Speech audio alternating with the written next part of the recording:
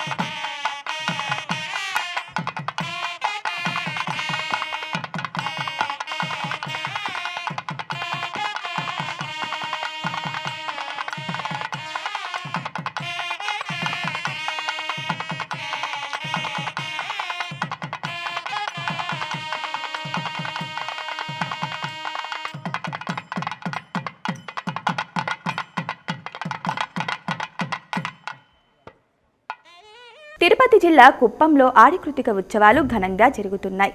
ఉత్సవాల్లో భాగంగా స్వామివారికి ఆలయ అర్చకులు విశేష పూజలు చేశారు. అనంతరం హంసవాహనంపై కొలువుదీర్చి ఊరేగించారు.